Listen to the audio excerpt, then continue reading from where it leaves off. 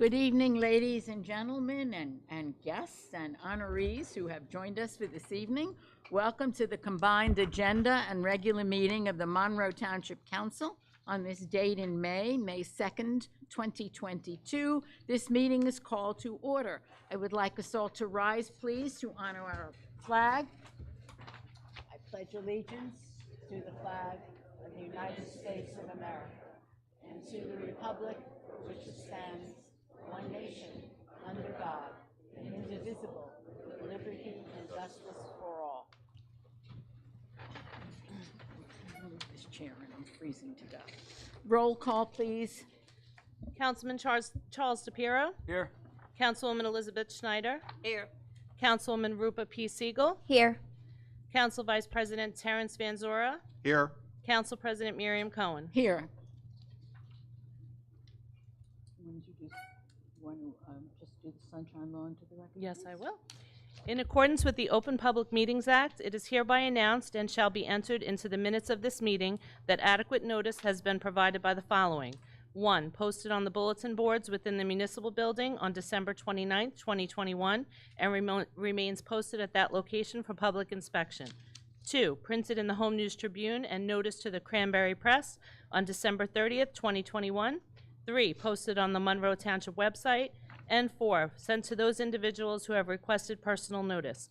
In accordance with Chapter 3, Section 17 of the Monroe Township Code, public comment shall be limited to 5 minutes unless further time is granted by the Council President. Thank you. We have a number of proclamations this evening. By title they are, this is the 53rd Annual Professional Municipal Clerks Week, May 1st through May 7th. Monroe Township Day of Prayer on May 5th. Apraxia Awareness Day on May 14th. Om Parikh Day on May 15th. Emergency Medical Services Week, and I see many of you have joined us again this evening, May 15th through the 21st. Military Appreciation Month, May 2022. Congregation Beit Chaim 50th Anniversary Celebration Month, May 2022. It is my distinct privilege to introduce Captain Lisa Robinson, who will be doing a presentation recognizing an employee, Diane Karachek, for 25 years of service. Good evening, and thank you very much, Mr. President. Before we present Diane with her award, I'd just like to read a brief bio about Diane Karachek. Captain. Diane is a lifelong resident of Jamesburg.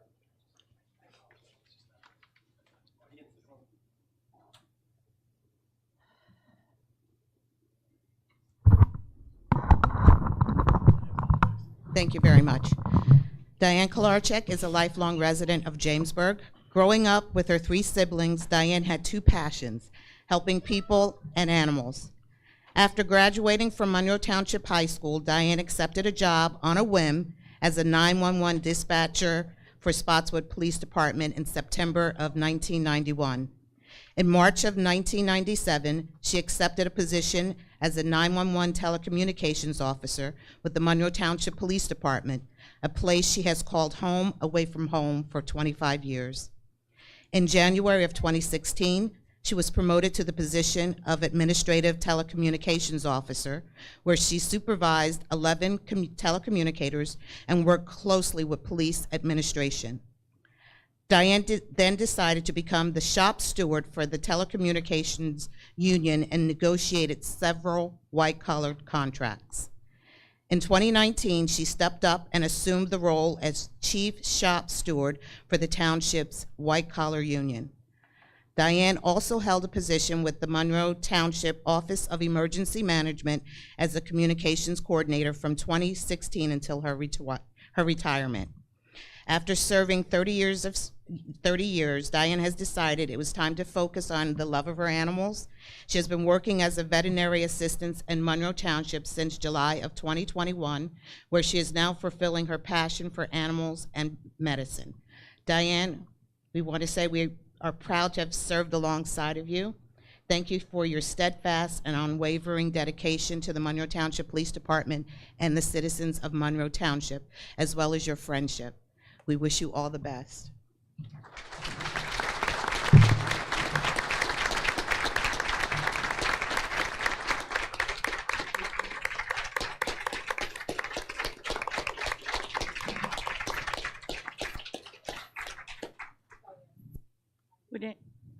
She needs a picture, at least one, maybe more.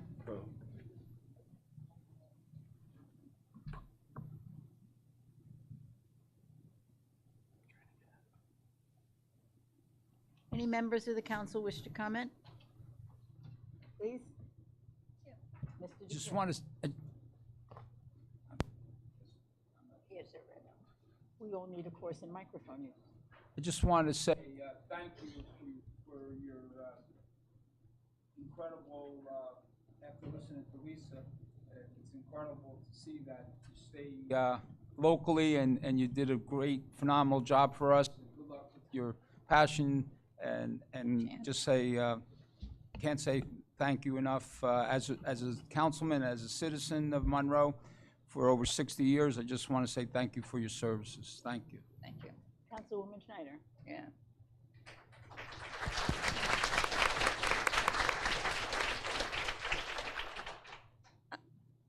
All right for me. It's your turn. Yes, if you don't mind. I don't mind at all. I'm meeting you for the first time tonight, Diane, but you have a beautiful smile, so thank God you still have your sense of humor and your smile. But I'm very happy for you. You gave us 25 wonderful years. Now enjoy yourself, but I love that you have a passion for animals. So thank you and enjoy. Thank you so much. To my right, Councilwoman Siegel. Yes. Hi, I too, this is my first time meeting you tonight, but congratulations and really thank you for everything you've done. 25 years is a long time. You don't hear that too often. So enjoy your time and all the animals and really enjoy. Thank you. Councilman Van Zura. Thank you, Madam Clerk. Diane, as they all say, 25 years, it's a while. It's a tribute to you. You exemplify exactly what our Monroe employees are all about, people that work for our town, care about our town, and very much support it. So too often you come to work day in and day out, and you know, it's almost like it's a drag sometimes. You feel like people don't appreciate you. We all do appreciate you, and I thank you so much. All of my colleagues have said what I would have said. I am sure, though, that the 25 years went by much more quickly than you thought that they would. Mr. Mayor. Mr. Mayor has something to say Oh, to wait. Diane. So, you know, I've been at this for a while on the council, the mayor, and we've had people come up before with years of service, and off they go on their merry way. And I always ask this question, Diane, of everyone who leaves, will you take me with you? And I've yet to have that offer taken up, so the baton has been passed. But in all seriousness, your professionalism, your desire, your passion, and your leadership stands above many of the people who have come and gone here in the town, and to put in the efforts. We are blessed to have had you spend some time with us. Best wishes. Love you. And that's why he doesn't get taken up on his offer. We need you here. Diane, thank you so very much. You will have a wonderful rest of your life, you know. And Diana, those tears are allergies, right? Okay, just wanted to make sure. And it is now my great pleasure to introduce our mayor, who no one takes with them because it's important that he's here. And he is going to do it is the Human Relations Commission annual ceremony. This is a ceremony that all of us take very seriously, and we are very proud. So, Mr. Mayor. Very good. I'd like to call up Councilwoman Schneider, who is the liaison, and Harjeet, who is the Human Relations Chair. So this historically is always one of the best nights that we can have at a council meeting, because we always talk about, you know, you hear Monroe's bravest, Monroe's finest, but tonight is all about Monroe's greatest, and it's the Citizens Award. And as a father, you know, we always strive to have your child go on to do great things and to be grounded and wonderful citizens. And congratulations to you. parents, grandparents, brothers and sisters, this is a testament to be recognized for your leadership in the town starting at a young age, and it can only get better. So without any further ado, I'd like to call upon Harjeet to commence our services here for tonight. Harjeet. Thank you, Mr. Mayor. Good evening, everyone. As he introduced me, I am Harjeet Verdi, and on behalf of Human Relations Commission, I'm very delighted to present Good Character Awards to the selected students from Monroe Township School. The school teachers nominate one student from each grade level who exemplifies the 6 pillars of characters which are identified by Human Relations Commission for this award, which are trustworthiness, respect, responsibility, fairness, caring, and citizenship. So now I'll call upon the names of the awardees. Each awardee will get an award certificate and a gift card attached at the back of it. As I call the name, the awardee can come up, collect the award, and then smile for the picture. And after we are done with all the awards, I'll request all the awardees to come back in front again for the group picture. I'll now request our Mayor, Anne Elizabeth, to hand on the awards. From Barclay Brook, we have from pre-K, Sophia Adakapra.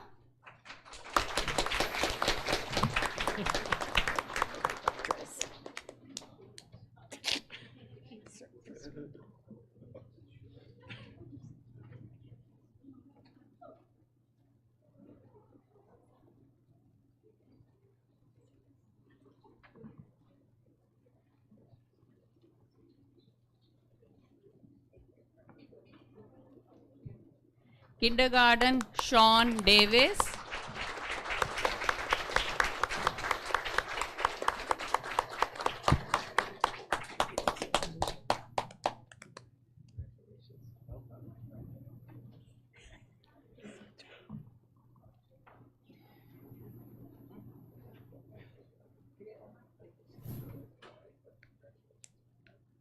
Congratulations.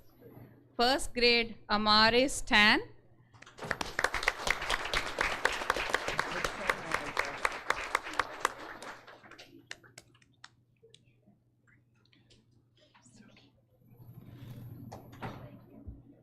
Second grade, Yash Anand.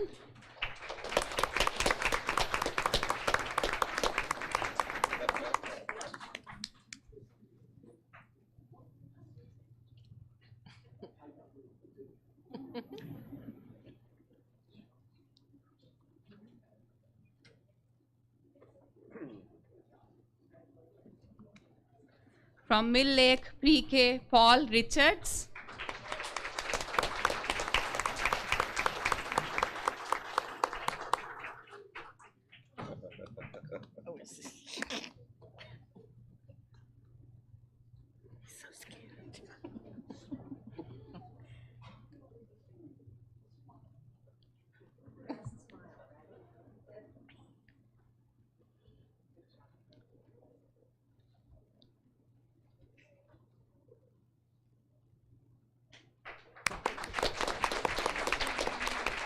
Kindergarten, Gabriella Burles.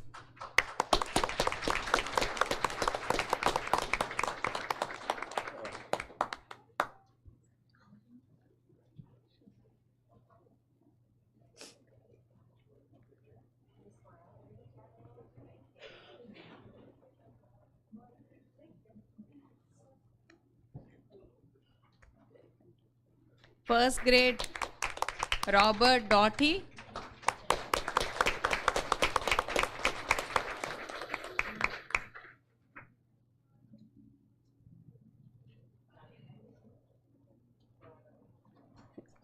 Second grade, Edison Silveria.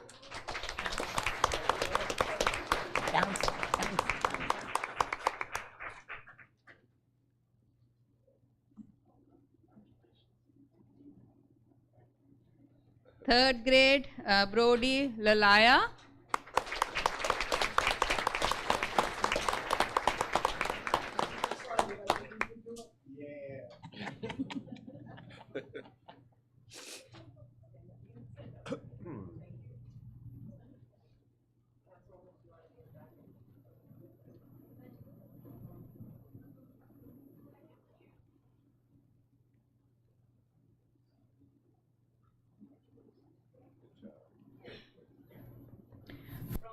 Very self-contained grade, Jesse Hegulagada.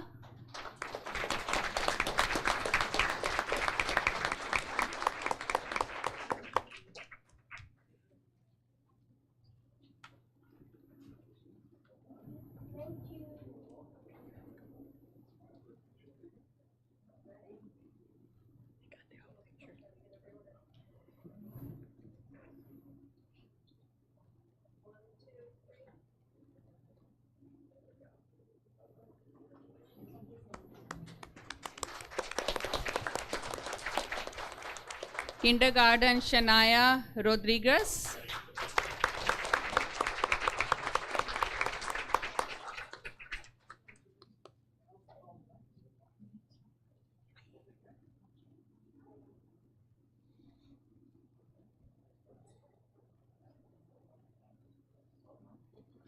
First grade Shaurya Malhotra.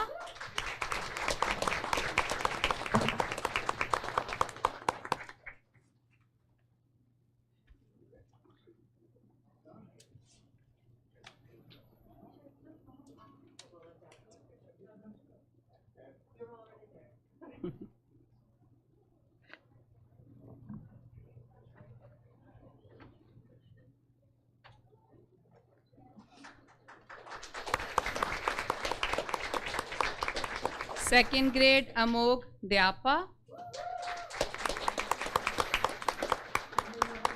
It's cool to be what? What's the English? Cool to be kind.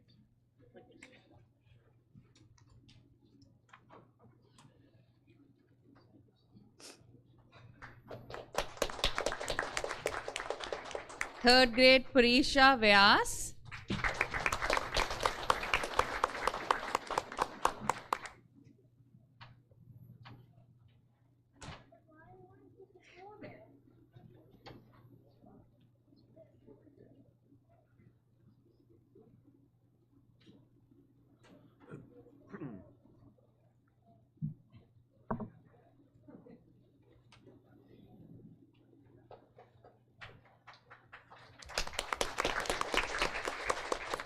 From Applegarth, fourth grade Elijah Allen.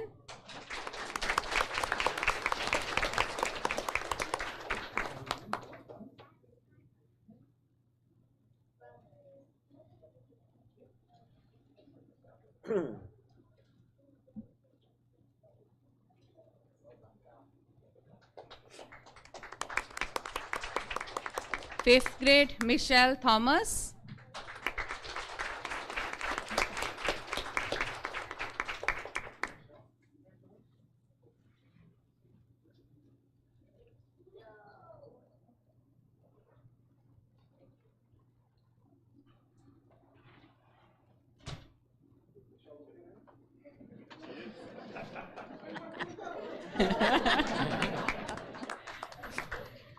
Brookside third grade Anna Perro.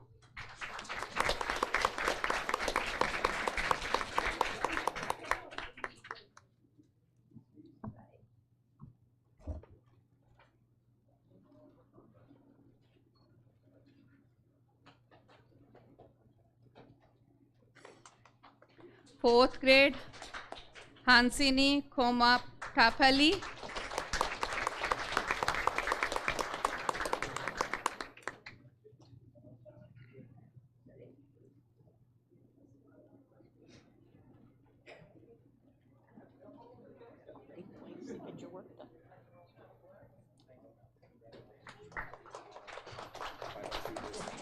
Fifth grade Manuel Suarez.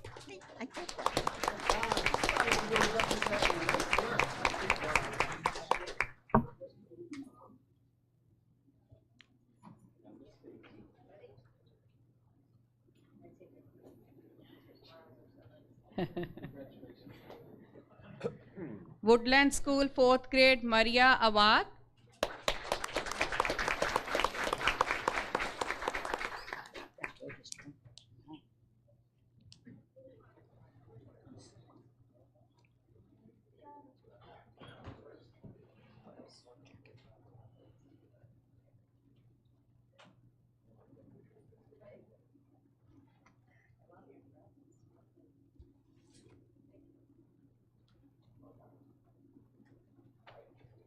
Fifth grade Zachary Schneeweiss.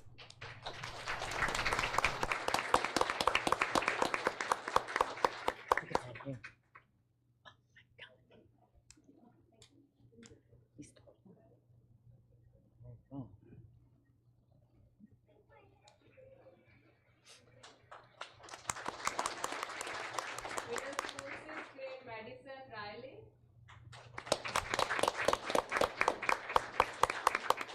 That's the look. Same look.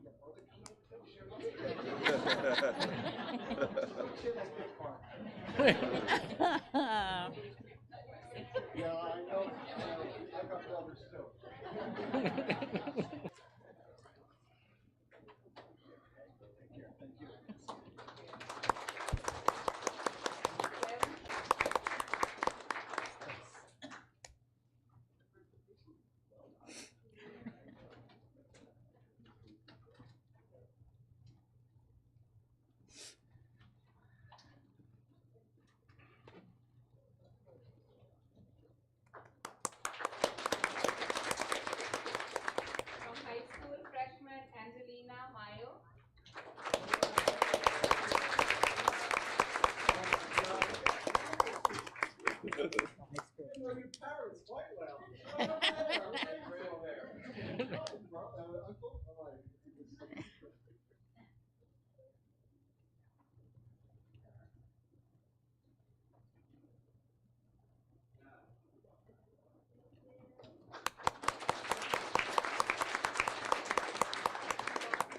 Rakun Kaur.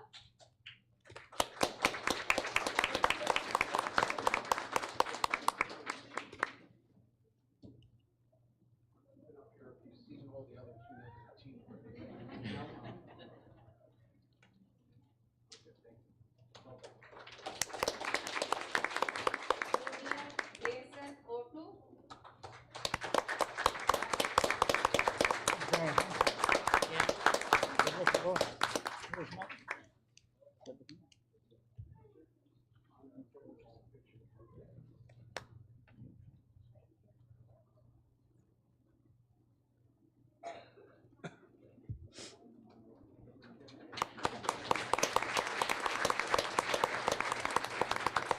Senior Catherine Taylor.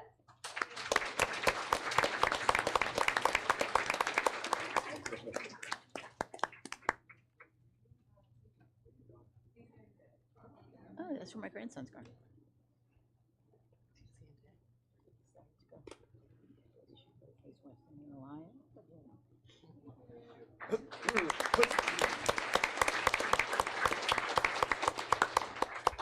Congratulations to all the awardees, our leaders of the future. Now I'll request all the awardees to come in front so we can have a group picture. I am. Yeah.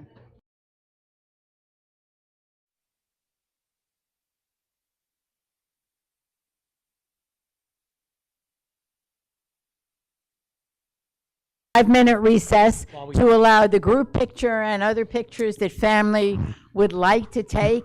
It is our honor to see these children honored and their families present. So enjoy the picture taking. 5 minutes, folks. We're going to get everybody up front here. All the back, if I can get the council members.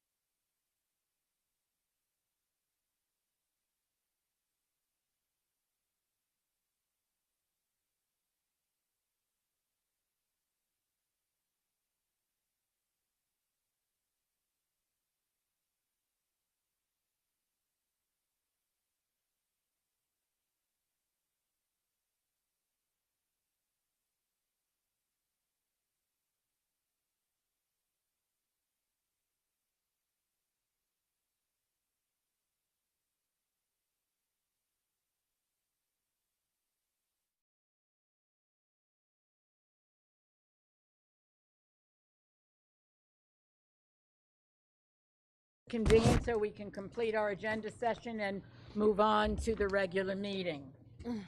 We move, oh, God. We have item 7 is ordinance for second reading. Would you please read? 04-2022-010, ordinance of the Township of Monroe in the County of Middlesex, New Jersey, to acquire by negotiated agreement or exercise of the power of eminent domain portions of real property and/or property interests for improvements, rights-of-way, drainage, and temporary construction easements required for the installation of the leachate pump station project, known and designated as portions of Lot 25, tax block 148.60 on the official tax map of the Township of Monroe, Middlesex County, New Jersey. 04-2022-011, ordinance to exceed the municipal budget appropriation limits and to establish a cap bank. Thank you. Item 8 is the resolutions for consideration under the consent agenda at the May 2nd meeting, R5 2022-130 through R5-2022-151. Would all members of the council please review these resolutions? If there are any that you would like removed from the consent agenda, please state now. Mr. DePiero, I have a few. just a few. Okay. R5 2022-146. R5 2022-150. And R5 2022-151. Okay, thank you. Anyone else? We'll proceed with that.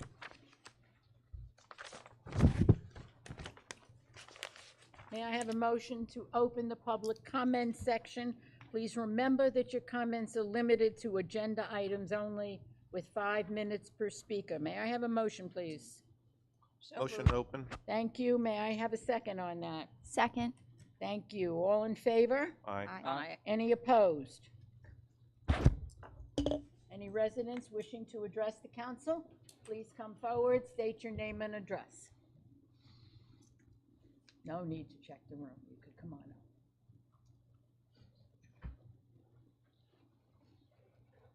Prakash Parab, 33 Rayna Drive. Good evening, everyone. Mayor, evening, Doctor. President, What is and your- everyone. Thank you. Thank you. Oh, yeah. I have just a clarification on R5 2022-131, the solar energy program. Very good program, 25% discount for the lower income and 20% discount. My question is how this grant is coming, what is it, means what is not clear, where the solar panels are going to be or what. We are going to get electricity which is generated by solar power, so we use it, this kind of, so clarification on that. Mr. Warrenberg, would you please do that? Yes, thank you very much, Council President. So this is part of the new Energy Master Plan, and this is what is known as the second round of community solar.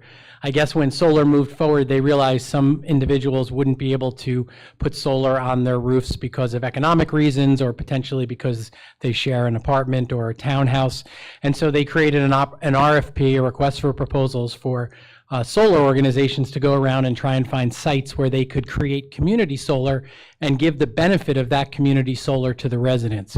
And in the second round, Solar Landscape was selected, and they're going to be putting a large solar field, I believe, on the top of Costco, and that will create the opportunity for up to 800 people, and this will all happen in the fall or winter. It's an opt-in program, and we'll be putting out their information, and it'll be available, I believe, to Monroe or Jamesburg residents who can benefit. And it is a new program, so there's not too many details, even though it's the second round, but more is forthcoming. But with a resolution like this, encouraging it to be low, at least 51% low and moderate income individuals, and that can include young families or seniors, we are able to get to that maximum 25% supply benefit. And so there'll be a lot more information to come on this over the coming months by Solar Landscape in the community, and it'll be an opportunity for those who want to participate to enroll if they so choose. So, President, the question is, it will be by first come, first basis, only 800 residents means how it will Correct. be? Correct. First, okay, thank you Correct. very much. You're most welcome. Anyone else wishing to address the council? Please do so.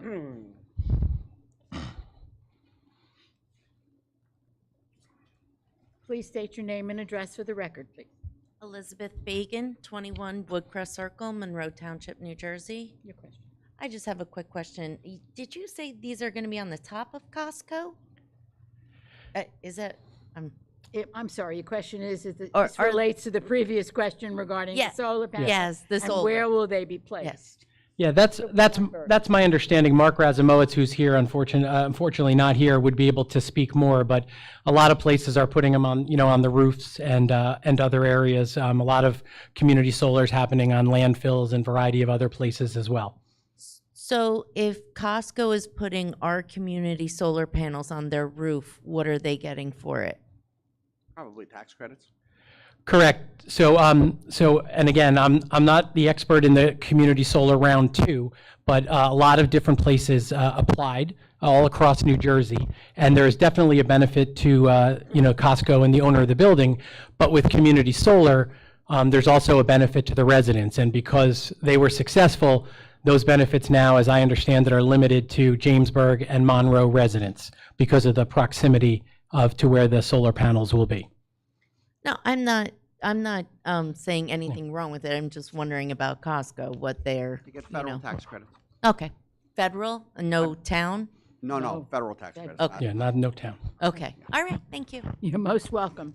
Anyone else with a question, please?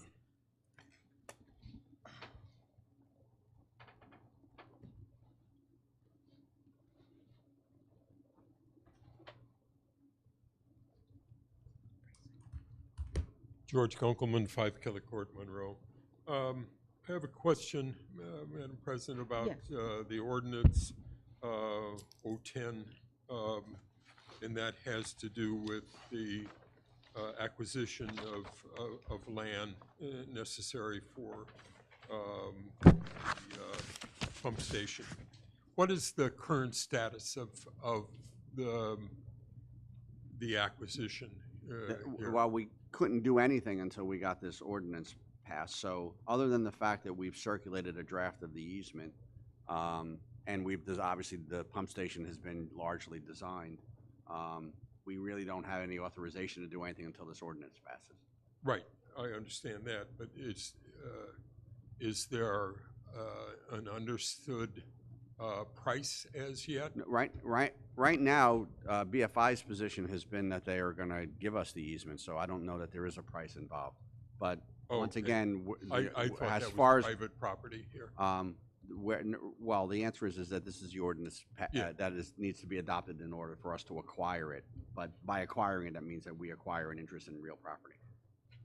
So is that the only easement required for this project? Yes. Thank you. You're welcome, thank you. Anyone else wishing to ask us a question at this point on these agenda items? Hearing and seeing none, I'd like to request a motion to adjourn the agenda session. Who made the motion, please? I'll make a motion. Thank you. Second? Second. All in favor, or roll call? Oh, we're closing the public session. Closing public, we have DePiero. All in Schneider. favor? Aye. I Aye. knew this Aye, would aye. happen. Any opposed? Nay. Now can I have a motion to close the agenda session? I'll make a motion. Thank you. Okay. The second on that motion. Second. May we have a roll call, please? Councilman DePiero, Yes. Councilwoman Schneider, Yes. Councilwoman Siegel, Yes. Council Vice President Van Zora, Yes. Council President Cohen. Yes. Call the regular meeting is now called to order. The time on that is, 7:14. thank you so much. May I have a motion to call our meeting to order? We get to do this a lot, folks. Motion. Thank you. May I have a second? Second. May I have a roll call, please? Sorry. Councilman DePiero, Yes. Councilwoman Schneider, Yes. Councilwoman Siegel, Yes. Council Vice President Van Zora, Yes. Council President Cohen. Yes. We are regularly in session. May I have a motion to approve the payments of claims per the run date of April 26, 2022? So moved. Thank you, Mr. Van Zora. Second on that, please. Second. Thank you, Ms. Siegel. Roll call. Council President, I have a question. Sure. If I can ask our township attorney, after reviewing the bill list, I've noticed that one of our commissions purchased gift cards, and it was in the amount of $900. And I'm a little confused, like who's getting these gift cards, who authorized for a commission to purchase gift cards, and I'm just uncomfortable with that when I read it on the bill list, and I'd just like to ask our attorney. The councilman actually raised this question last week. I appreciate it. I'm kind of gathering the information to determine what it is that the purpose of the gift cards are. Mr. Weinberg may know better than I do. And once I take a look at it, if we're not doing it the right way, then we'll correct it. And as I indicated to you earlier tonight, I'm just starting to look at it because I'm just trying to gather facts as to what exactly we're doing. Right, because when I look at this, in the past, I look at it and say, why don't we just give whoever a check like we do on all the bill lists? So that's when it just popped off the page, and I said I just have to ask that question. And fundamentally, if they're just used as a check, a gift card is effectively just an electronic payment in any event. But I need to understand what we're doing. And Mr. Weinberg, actually, there's a couple of different circumstances of this. There for children involved in programs. Yeah, I but can answer. if gift cards aren't the right way to do it, then we'll figure out. All right, thank you. Mr. Weinberg, you I would- want to comment on this, please? Yeah, just to add briefly, and I mentioned this to you, Councilman, this is for the Rho Kappa National Social Studies Honor Society in partnership with, I think, one of the high school teachers, and I think they may be given out at the Board of Education meeting previously. 9 students are selected, but happy to absolutely review it. I just want to say it's part of the Historic Commission's work with the youth and this honor society. Just to put that out there. Thank you for the explanation. Welcome.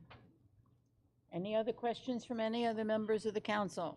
Hearing none, may we have a vote on the claim? I call the vote on that, please. Councilman DePiero, No. Councilwoman Schneider, Yes. Councilwoman Siegel, Yes. Council Vice President Van Zora, Yes. Council President Cohen. Yes. May I have a motion to approve the minutes of the following meetings as written? Our April 4th, 2022 combined agenda and regular meeting. Motion, please. So moved. Second. Second. Thank you. Roll call, please. Councilman DePiero, Yes. Councilwoman Schneider, Yes. Councilwoman Siegel, Yes. Council Vice President Van Zora, Yes. Council President Cohen. Yes. Would you please read the ordinance for the second reading? Sure. Thank you. Ordinance 04-2022-010, ordinance of the Township of Monroe in the County of Middlesex, New Jersey, to acquire by negotiated agreement or exercise of the power of eminent domain portions of real property and/or property interests for improvements, rights-of-way, drainage, and temporary construction easements required for the installation of the leachate pump station project known and designated as portions of Lot 25, Tax Block 148.60 on the official tax map of the Township of Monroe, Middlesex County, New Jersey. Thank you. May I have a motion to open the public hearing? So moved. A second on that, please. Second. Thank you. All in favor? Aye. Any opposed? Public hearing is now open. Again, it is restricted to this ordinance. Speakers are limited to 5 minutes, please. So interested, come to the microphone now. Hearing none, I'm going to entertain seeing none, I'm going to entertain a motion to close the public hearing. So moved. Thank you. A second on that. Second. Thank you. All in favor? Aye. Any opposed? No. Motion to adopt. I'll make the motion. Thank you. May I have a second on Second. that motion? Second. Seconded by Mr. Van Zura. Roll call. Councilman DePiero, Yes. Councilwoman Schneider, Yes. Councilwoman Siegel, Yes. Council Vice President Van Zora, Yes. Council President Cohen. Yes. Next ordinance, please. Ordinance 04-2022-011, ordinance to exceed the municipal budget appropriation limits and to establish a cap bank. Motion to open the public hearing. So moved. Oh, Does one want to be the seconder? Second. Thank you so much. All in favor? Aye. Any opposed? Good. Again, 5 minutes, address to that ordinance. Under discussion only, please come to the microphone, your name and address for our records. Thank you very much. Prakash Parab, 33 Dana Drive. Yes, Dr. Parup. Can you please explain this approximately, exceed, what exceed means? Are we increase? Can you explain what this Sure. is, please? Thank you. That will be Mr. Weinberg's turn. Sure, thank you. You're welcome. So just very briefly, this is the 1977 appropriations cap, which limits appropriations to 2.5% or 3.5% if the council allows for another 1%. This is commonly done every year by each department and by each municipality, and it allows us, particularly a municipality like Monroe Township that's growing, to take full benefit of the cap so that we can provide services within the township. That additional 1% cap would allow us to have $465,000 towards the bank. We are under the cap, and we would be carrying forward $625,000. This is sometimes often confused with the levy cap, which is, raising taxes or taxes. Right. That is a 2% cap that was put into place in either 2009 or 2010. Obviously, our tax rate is going to be flat, so that's there's no adjustment for that. But this is something that we do and most towns do every year on the spending side to make sure that we, protect that opportunity, particularly in a growing town like Monroe. President, what I was thinking, I'm okay with it, just clarification. Cap to bank, this terminology is. Terminology? It's pretty, we have used it before. This No, is no, fine. no, I'm just Yeah, asking, same. please explain Right. what as a layman. Yeah. Yeah.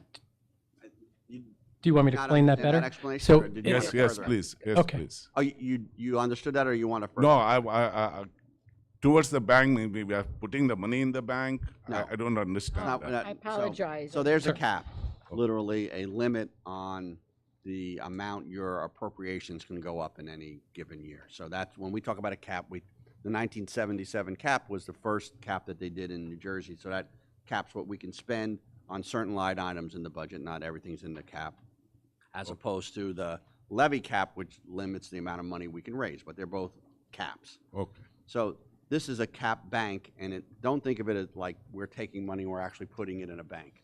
We're banking it in terms of how much so if we can go up 2% in a line item, if we don't have to go up 2%, we can save for maybe next year if we Okay. actually need the money in that line item. Okay. God forbid we have a hurricane or we have some reason why we have to Understood, spend more money. understood. Thank That's you all very it is. much. So we're banking it in that sense. Thank you, I'm sorry I didn't understand. No, no, absolutely what you were thank I you. wasn't sure. Thank you very much. You're welcome. Thank you very much. better answer by Lou Raynon. Sorry, That's why he's here. I know George didn't approve of my answer, but, You okay with that, George? Okay, good. Anyone else wish to comment? Anyone have a question? No one does. May I have a motion to close the public hearing? Motion. Make a motion. Thank you. Second. Second. All in favor? Aye, folks, would be helpful here. Any opposed? None. Good. Now I would like a motion to adopt ordinance 04-2022-011. Motion. Thank you. Second, please. Second. Thank you. Roll call.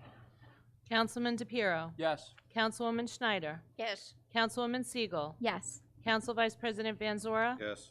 Council President Cohen. Yes. Item 5, please note.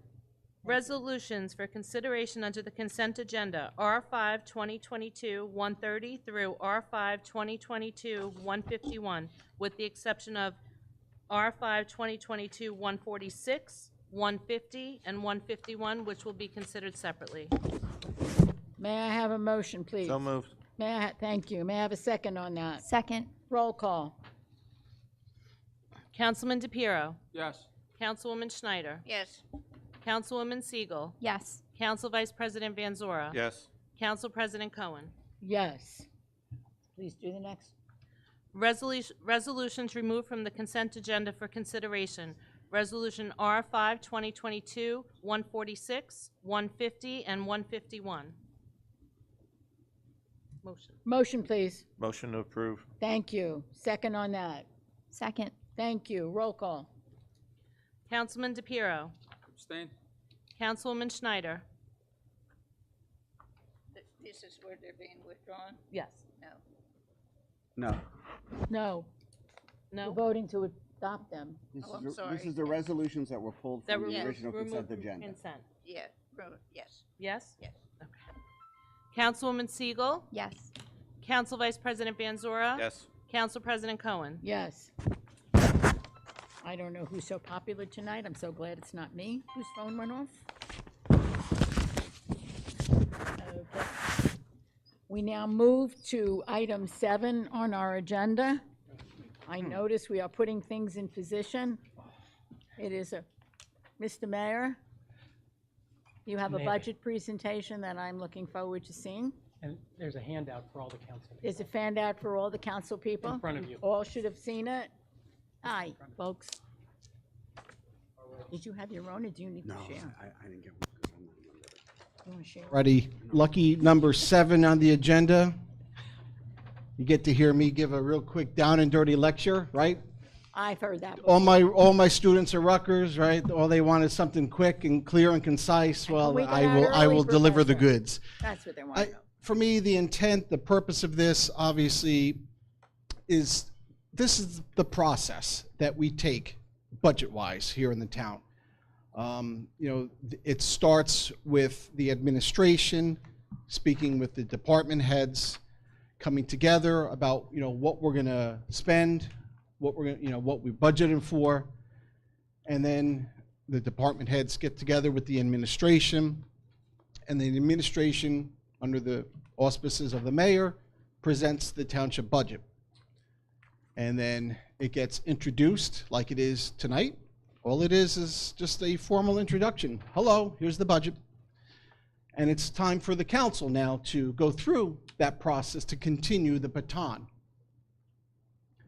So for me, it's just, the intent is just a little bit of a theme of how I'm looking at the budget. Just a little taking the temperature of the township, what we're doing for the residents, and then as we move forward with this process, again, next month at the meeting will be the open public hearing for it, for the citizens as well to espouse their opinions on it. So the agenda, just again, that theme of affordability and tax relief. We'll talk a little bit about the budget management process, and then obviously, I'd like to talk a little bit about our township services that we have here, if you would. So each of the boxes encapsulates what affordability, the theme of it. We will not have a tax increase on that municipal budget this year. I thought it was important to continue being cognizant of what we've all been through during the last couple of years now with the pandemic, all tightening our belts, all experiencing issues monetarily, and I felt there was should not be any different than what we do here in the town, and that was important to me. Something that we always like to tout, the second lowest taxes in the county, and that's something I'm proud of. It's something that you can always pull out and say, oh, hey, we do this, but I take pride in that, especially when I am with other mayors, and then I can boast a little bit.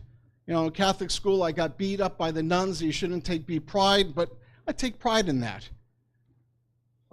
Again, just the affordability and the relief that we've provided the citizens over the last 5 years, $13 million decrease in the debt. And again, that's that emphasis of what we want, affordability. $600,000 decline in debt service. Obviously, with the CARES Act, the monies that we received, we want to spend that judiciously. And again, I'll also look at this as that team effort. Not only is it just the administration, the council, but it's the citizens as well. We have 99% of our citizens pay their taxes here in Monroe, which is an accomplishment. And again, something that's not, that you want to put a feather in your cap, but I take pride in that. That's a testament to our citizens. We had some commercial ratables as well, which again help with the overall affordability. And again, we always like to tout some shared services, whether it's outside entities or even within the town. These are the things that help provide that affordability, that theme of affordability. Next, please. Again, there's the feather in the cap. Something, this is the chart we always like to show. We always like to run it out. Hey, how great we are. Well, I'm sorry. I take pride in that. Number 2 in the county. I think that's pretty impressive. And, you know, sometimes I'll spend a little time in here just kind of thinking, like, well, what else? Well, why? Why, you know, I mean, I grew up in Woodbridge, and there was a lot of industry in Woodbridge, and they got Route 1 and Route 9 and, you know, highways, and even with East Brunswick, Route 18. And you always think about, well, how come taxes are so much? My mother lives in Woodbridge Township, you know, this small little house, $13,000 in taxes and a little postage stamp. It's crazy. So again, this is just something that you like to throw out there, but it means a lot to me. And again, you know, budget management starts with that team effort. Again, with our BA, our CFO, the entire town hall, and again, as it grows to the council and the citizens, you know, it's that AA plus bond rating by Standards & Poor's, which allows you so much flexibility money-wise to do more with less. And I talk about, you know, refinancing, right? You know, you get a good, you know, within your house, you want to refinance because the rates are good. It's kind of the same idea, what we have here. Any of our new bonds, the lowest in the state is 1.35%. So again, it's that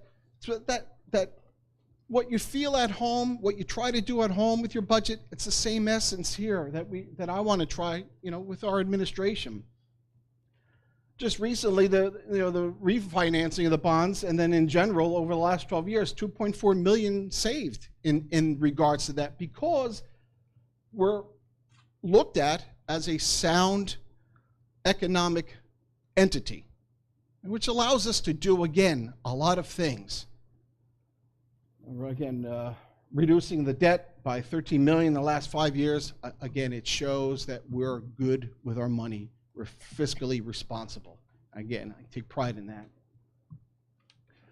Something, again, that just really doesn't get looked at a lot is what we use every day. Water, sewer, and the rates.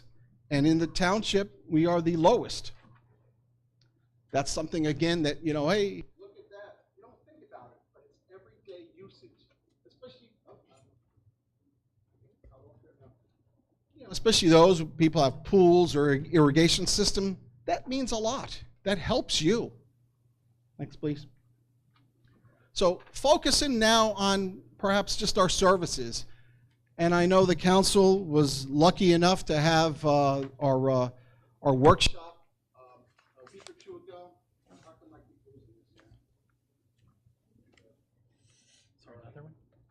So, all right. So here's the gig. You got to see our department heads. You know what the township offers. Just let me take a moment just to highlight of a few of our services, right? What you get for your affordability here in town.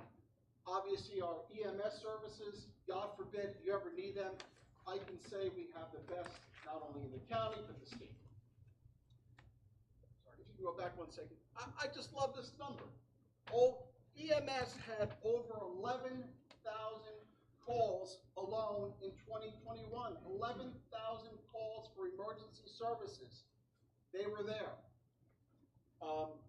It's highlighted here, 5 locations. Geographically speaking, for EMS, you want to get them there as quickly as possible. Just opening up the location on Schoolhouse Road recently. Again, just trying to provide the best services. And just right before the meeting, we just took acquisition of a brand new, and we have to thank the council for approving that, brand new ambulance. So again, just trying to provide the best services for what you pay. Next, please. Our police, we have 66 sworn officers, as well as those in dispatching and auxiliary services that help. We always, again, tout ourselves the safest city. Again, we talk about seniors, 50% of the population is now, the seniors aren't going out wild and causing, chaos and getting arrested. But again, it's that team effort of not only having wonderful police, but it's that outreach that they provide, going out to the communities to provide information. Recently, we had car thefts. Again, that's a statewide issue. But again, being proactive, trying to get out there to tell people, don't leave your keys in your car, if that's what it takes. We also have a prescription medicine box drop-off right here in the police station, as well as for those of you who like to use eBay and services like that, Craigslist to sell your wares. A lot of people do not know, but we do have a dedicated location right in front of the police station with cameras pointed on it for safe and secure transactions. Please take advantage of it. Next, please. So providing those best services, again, I want to take pride in that. And you see 3 of our wonderful buildings here, our senior center, our library, and our community center. But it's more than the buildings, it's the people. And everyone here on the council knows that they've met the people who are there day to day, providing that face-to-face service to our citizens. And again, it's just not the buildings, but it's the people. And it's that essence of what we want here in Monroe Township. Something that's not on there is also, perhaps we should put a picture of our recycling yard, our DPW as well. Again, just wonderful services for what you're provided here for your tax money. Next, please. So we want to always fight for potential funding, state advocacy, county, federal as well. This is something that we all strive to do, is to bring in more money.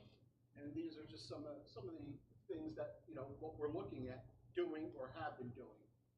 Again, there's money out there to be had, and sometimes what it takes is a little bit of a conversation to provide that. Sometimes it's a little bit of luck as well, and circumstances. Next, please. Yeah, handsome guy there. All right, so, this is the rah-rah speech. I have to give it. I'm proud to be the mayor of this wonderful town. I'm proud to be mayor and to be a partner with a wonderful administration. And I have to thank, again, everyone in the finance department, the business administrator, and all of those department heads involved in coming up with this budget. I'm proud to partner with the council, dedicated individuals, again, to work together to ensure you have the best services at the best price, meaning your tax dollar. And I'm proud to be mayor to the citizens of Monroe. It's been an honor and privilege to serve, and I do want to thank you for your time, and I hope I was clear and concise. You were clear, you got an A. Thank you very much, Mr. Mayor.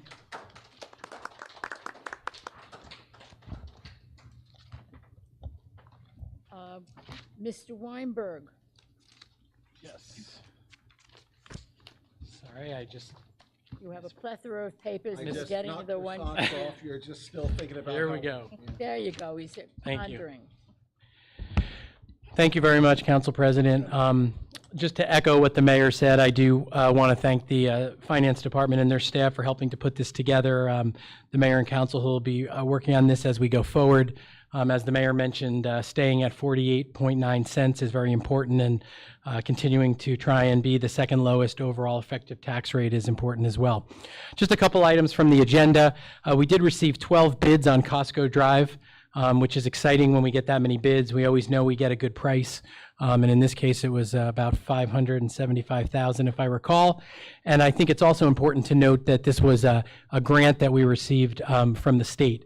And the grant is in excess of $600,000.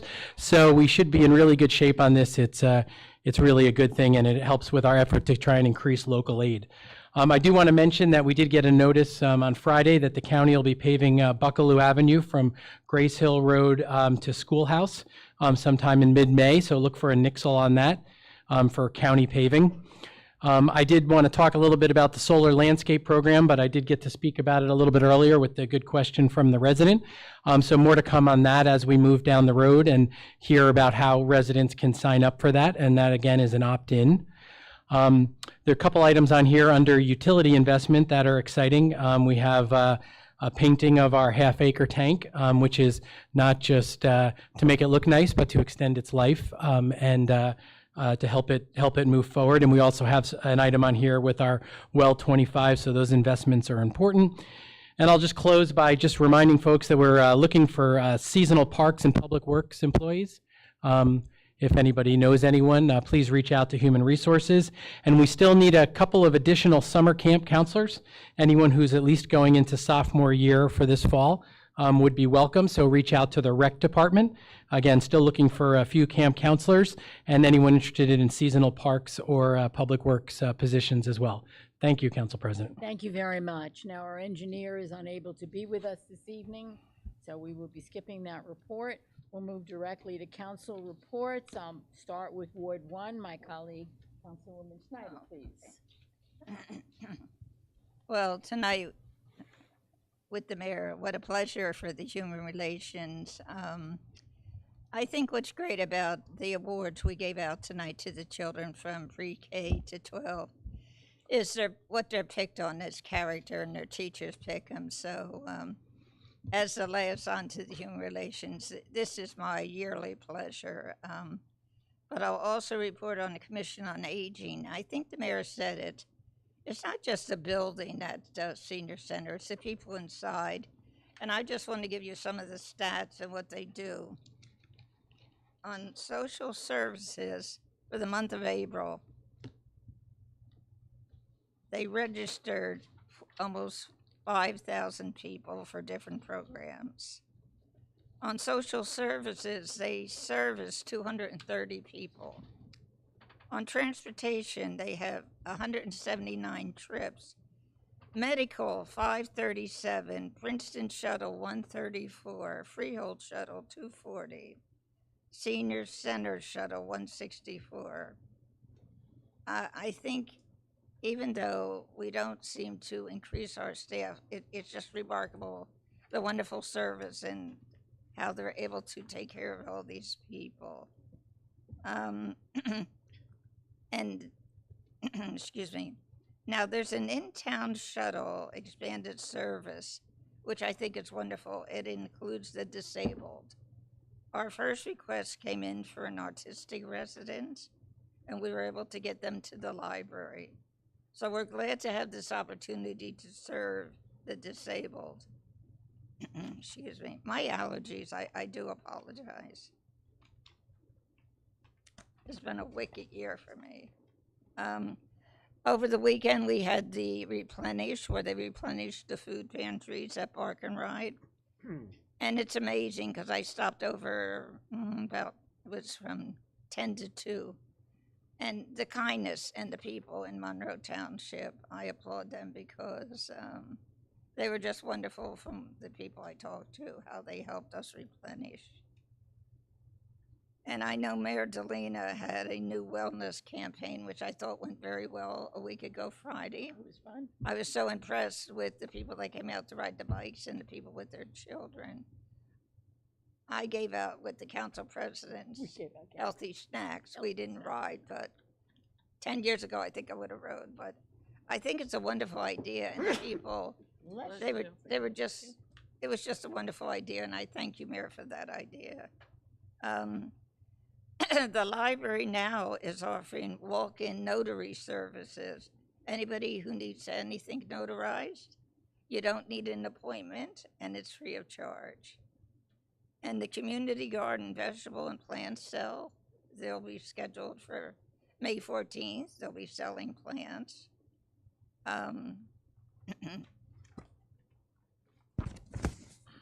But I think, like the mayor said, the services we give in Monroe are phenomenal. I'm very proud of being on the council and and with our employees.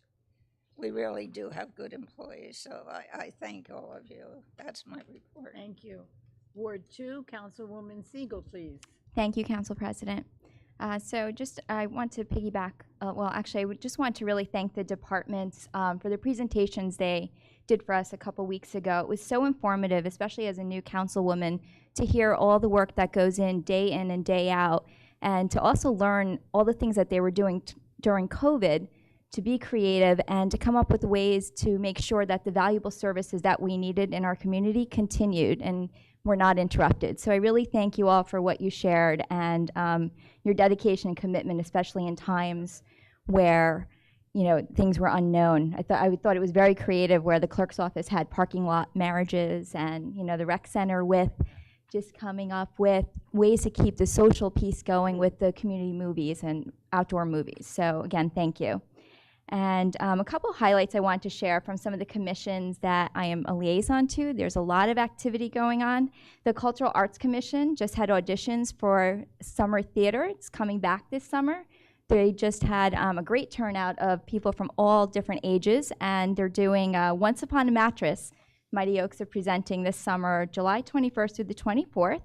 And yesterday, I had the opportunity to go to the Historic Preservation Commission's first open house at Dye Farm, which they had an amazing turnout yesterday. I think it was a record number, they said, for an open house. And I really have to thank DPW for keeping the grounds the way they did. I had so many people come up to me and tell me just how beautiful everything looked over there. So a thank you to them. And a lot of social media outreach has been done through the commission, and there were a lot of people that came from different parts of New Jersey. And I actually had the opportunity to meet a descendant of the Dye family yesterday, and she was sharing some stories, and she happened to be part of the first, graduated from the first class of MTHS, the old MTHS. So I thought that was really interesting. And if you're interested, they have the dates and the times when their open houses are, but they run the first Sundays from May through October of each month. And Environmental Commission, they've been busy too. They had a cleanup last weekend, which I think they had a very good amount of volunteers that came. And I know a big reminder this week is Bag Up New Jersey, single-use plastic bags May 4th. So just a little reminder, I know they've been working hard to get the word out to the community. And that's my update. Thank you very much. Councilman Van Zura. Ward, Councilman at Large, my partner on the other side over there. Thank you, Madam President. First of all, I do want to compliment the mayor and the administration on the presentation of the budget for the upcoming year. This would be our second year in a row of no tax increases, and I know there's a lot of hard work and thought that went into it. So my congratulations in that regard, and hopefully we can get that through without any issues. Second thing I wanted to mention, I was very happy to see the program with the solar energy issues that had come up, and being able administration to continue to search for programs that not only aid the individuals like this do, but also help our environment. With all the things that are going on nowadays, environment's probably one of the last things that people are thinking about, but continues to be an important topic, not necessarily just locally, but throughout. It's our world, it's our earth. So all of those little things that we could do, I don't know how many of these things are financially feasible. I don't know how many can be put into effect, but I know, I believe we're starting to put in a couple of electrical charging stations for people that have electric cars, which is a good thing. I'd like to see that further advanced and increased if possible. I had suggested, and I know we're going to look into it, I don't know if it's feasible or not, but you know, you drive down the street, sometimes you go in certain towns, they have the solar panels right on each of the telephone poles. And if we can do that, we can make some kind of investment in that, or get JCP&L, or whoever might be in charge of it, to help do that. That's something that, again, I think in the long run could save us some money in terms of cost, and at the same time help the environment. I love the idea of the solar farms or solar fields, however they're called, but I like it the way it was presented, and as Elizabeth had asked about, on top of the building, on top of the warehouse. It's not offensive. I don't really think when you look out and you see like a giant grass field with all of these panels I don't think that's very attractive, and to me, it sort of takes away a little bit from the open space and the nice, nice things that you have with that. But if we can, encourage companies and others to put them on the tops of the roofs of buildings, I think that's great. I also think it's nice, if people have ever been to like the Rutgers Athletic Center, they have a parking lot. And you go down the parking lot, and down the middle they have a stanchion, and out comes the panels, which serves as almost like a little roof cover for when you park your car, and at the same time provides solar. So those are kinds of things. I don't know how many we can do immediately. I don't know how long it's going to take or what it will take, but these are the kind of things I'm going to suggest. And as we move forward, we're starting to get close with the master plan coming forward. That might be something that we could encourage builders to do as a condition for some of their projects. So I just throw that out there because energy is very important and the environment. So I wanted to mention that. Next thing, it came up briefly last week. I don't know if I mentioned at the meeting or how it came up, but one of the residents that lives on Monmouth Road had complained about speeding, and we started to talk about possibility of either speed bumps or maybe a traffic study might be the proper thing to do to determine if that's feasible or not. I know when I drive through towns like Edison, they have a lot of roads with the speed bumps, and not looking for the ones that are so high that you scrape the bottom of your car when you go over and you got to come to a screeching halt. I think they even call them speed humps as opposed to bumps. So they're not quite as high, they're a little bit wider. I don't think they're quite as bad for vehicles, but yet they still get the point across. So I don't know if that's feasible. I don't know if just further enforcement might be the answer, but one of the residents was extremely concerned, so I wanted to bring it to our attention and see if we could possibly look into that. That was my second thing. My third thing, I have a few tonight. I knew that. I was one of the people who really kind of strongly supported the legislation for allowing the offer licenses for cultivation, manufacturing, distribution of marijuana. And because of the timeframes, I totally understand how the council did not feel they had enough information to go forward and make a decision. Because the way it was worded, if the town did not oppose the licensing, it would be restricted from doing so for like a 3-year period or something like that. 5-year period, which is quite a lot. So April 21st was the first day of recreational sales for marijuana. My understanding is that there was somewhere between $1.9 million to $2 million in sales on that first day. Over they said 12,438 people had marijuana transactions in one day. It's a popular item in the state of New Jersey. Now, estimates in a 2019 report from the Legislative Services estimated New Jersey could generate revenue of approximately $126 million annually. That's our state legislative services. This is not some company that came in from the outside. So when I look at that, if they're talking about taxes, there's 6.625% sales tax, and the towns, if you were going to go off of the licensing for retail, each town could charge up to 2%. If it was for the other things like manufacturing and the others, it's 1%. But let's just say, just to throw out there, for example, there was a 2% if we had a retail facility. That means that the total taxes, if my math's correct, would be roughly 8.625, that being the 6.625 sales and the 2% for the local town. So out of that 8.25, roughly 23% of it, the 2% over the 8.625. So that comes out to 23% would go locally. Now, go back to that number, $126 million a year. What is 23% of that? roughly $29 million, okay? Others have projected that the amount of tax income from marijuana sales could go up to as high as $300 million a year. We don't know where it's gonna go, but the range somewhere, if it was 300 million, there would be 69 million going local, roughly.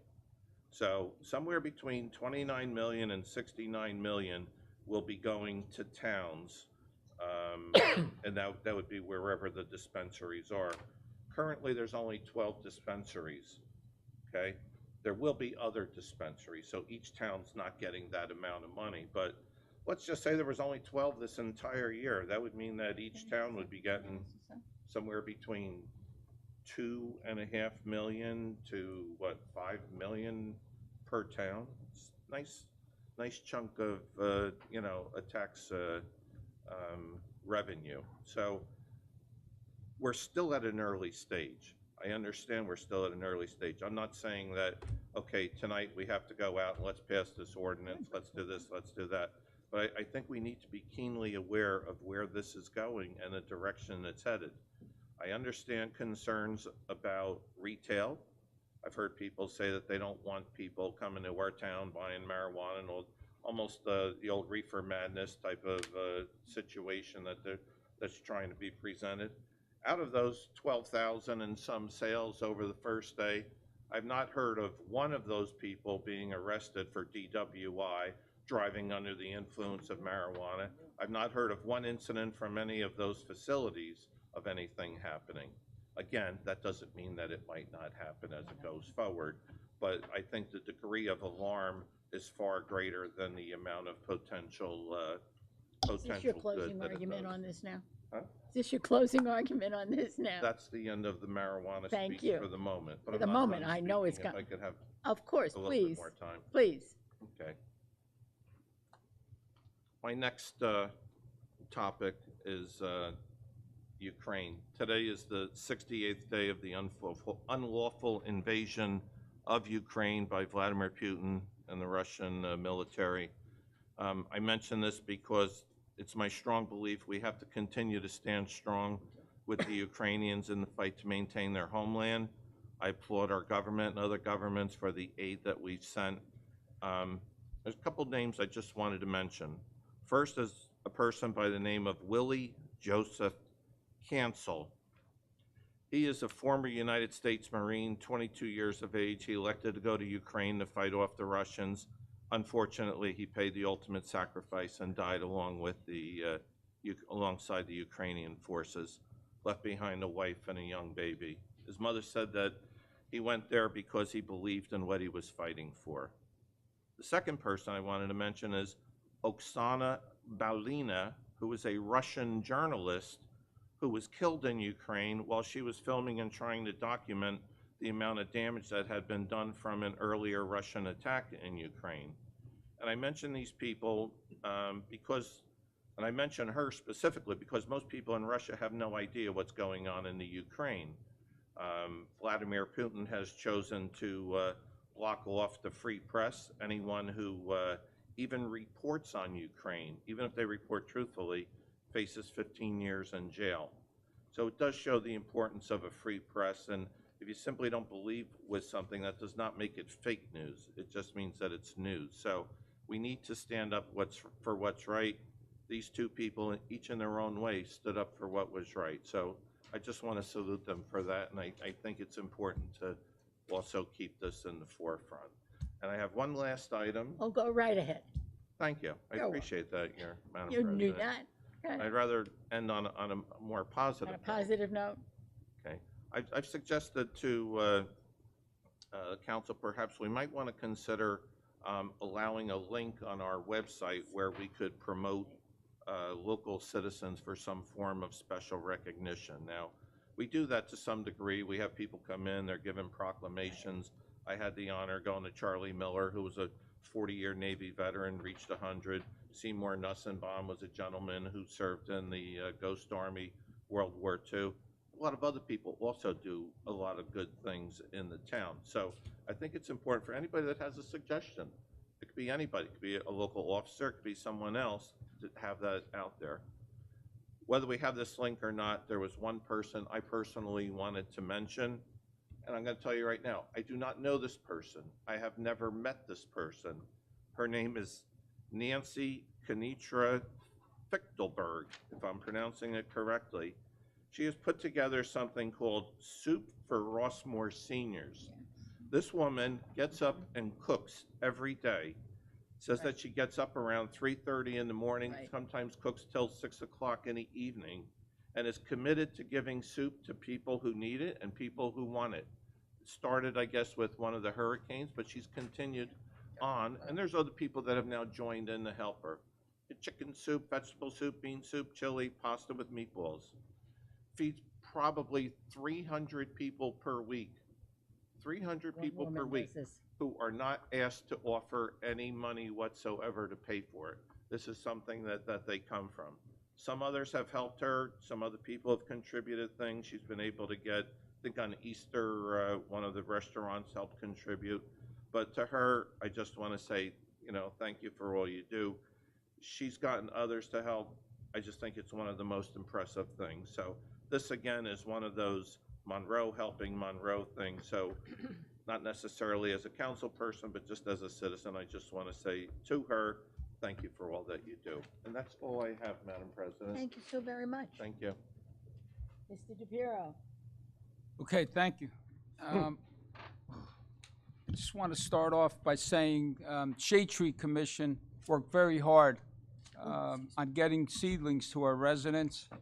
They worked from Pam, our secretary, from Joel, to our chairman, and it went very well. DPW's help at DPW Yard and also at the library. And I just wanted to put a shout out to that.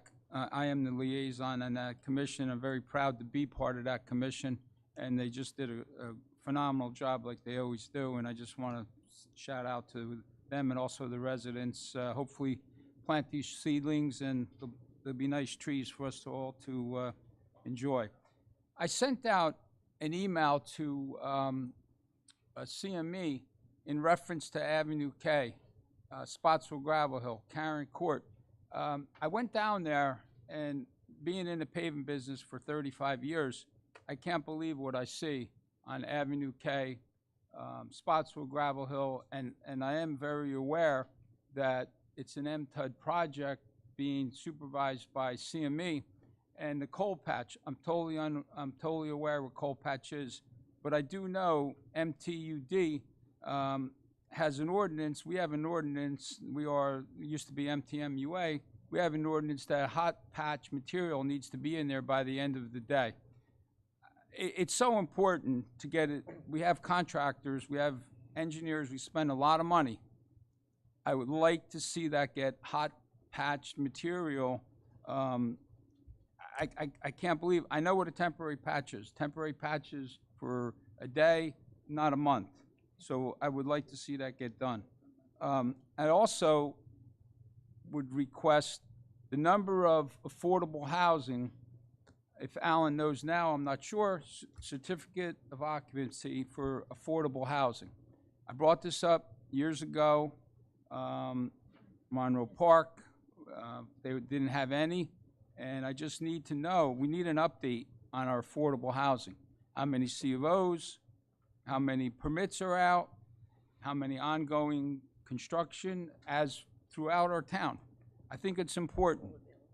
We did receive a resident sent us an email in reference to the signs in Monroe Park, Monroe Celebration. So I went out there, I took a look, and I spoke to the zoning officer in reference to the signs being in the right-of-way, being in the site triangle, and I just want to put a shout out to our zoning. They took care of it, and I just don't know if the builders or the homeowner associations received any fines, but it's something that we should follow up with our resident and our residents in this matter, because they were definitely in violation, and I'm glad our zoning department took care of it, so I want to say thank you to our zoning department. As our mayor said before, we all attended the 420 directors meeting. And sitting here, listening to our directors, one director didn't participate, and I did send an email. It didn't get answered yet. I don't know why. But the majority, we had one resident sit through pretty much the whole meeting. And it's just, as we're all talking as a team, to see that teamwork and to see our team, as our mayor said before, and I want to thank our president, council for putting that together, that meeting. And it was good to see just all the directors working together. I know Joe's got like 6 hats that he wears now, and I thank him every meeting. But just to see what everybody was talking about, we were all on the same page, and we're all trying to move Monroe in the right direction and keep us in the right direction. So I just wanted to put a shout out. Thank you for that meeting, and our administration and our council and our clerk's office, everybody that put that together. Just want to say thank you. It was very informative, and it was helpful. I haven't heard anything about the BFI update. A resident came up before, asked about the easement, but I requested to go to this construction site when we have a pre-con meeting, but I haven't seen any materials delivered. I don't know what's going on. If anybody, Alan, do you have any updates on BFI? Like, when are they going to start construction? When are they going to complete? Sure. And I'll defer to Joe, who has the latest information. Joe, if you could use that microphone or use this one if that one's not working. You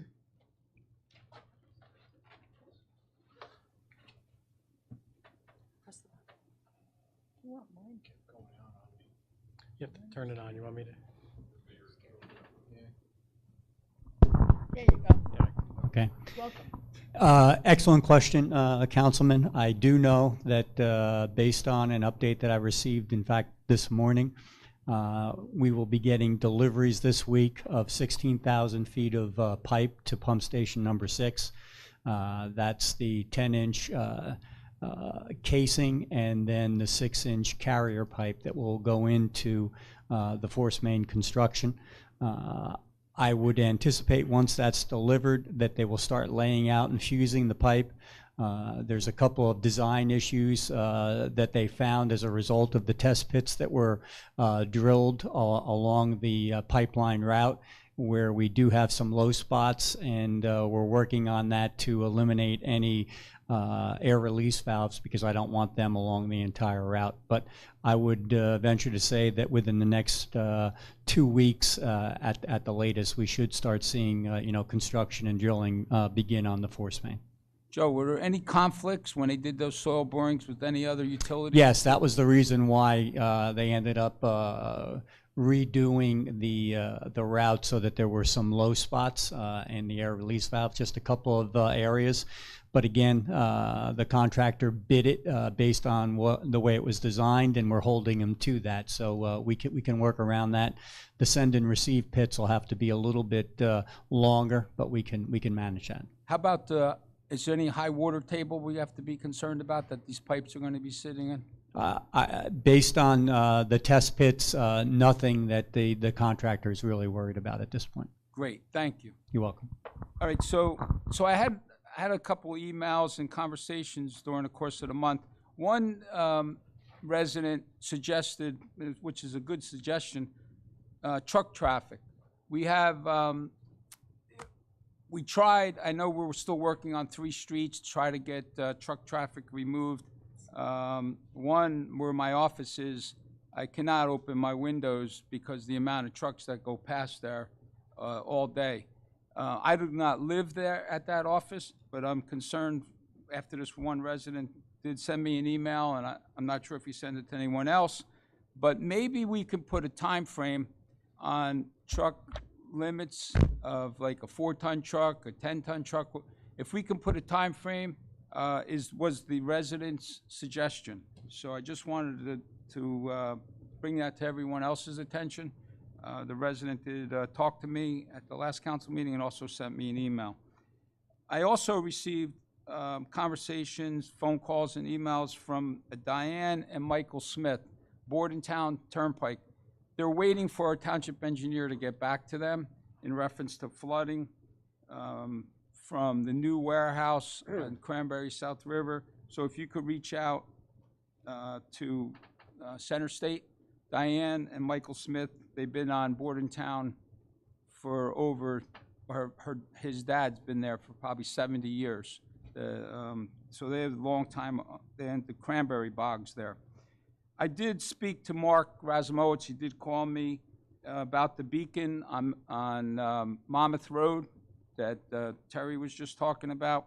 Monmouth Road being, with the speed bumps that he brought up the last 2 meetings. And he said that Jerry Tague finally got them to work, the beacon to work during the hours by the rec center. So hopefully that will help the traffic and also our police to patrol. And he also said about the park on Prospect Plains, they're waiting for the playground equipment, and hopefully it will be there within the next week. And Alan, I know you didn't say anything, but I just wanted to bring that up. Remember what he did. I got the budget, and I had some questions. One question, we did ask the director who does tax collection. I wanted to know where the rollback taxes go. I looked in, I couldn't find the income on rollback taxes and also the tie-in fees for the water and the sewer.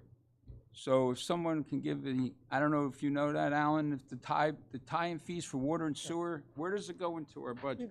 Would you like him to answer now? Because are you wrapping up? Because Yeah, you I'm look wrapping like- up. Okay. I don't know if he wants me to answer now. So everything will be listed, everything is in our AFS, and when we meet on the 10th, I'm happy to go through and show you where everything is for that in our annual financial statements for every year.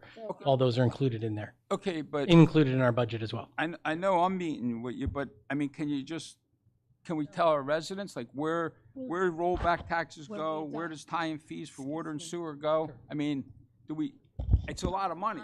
It is my understanding, and our attorney sitting to my left, who's as cold as I am in this room, by the way, the budget will be introduced at the council meeting. The council will, when the council adopts the budget, it becomes its budget.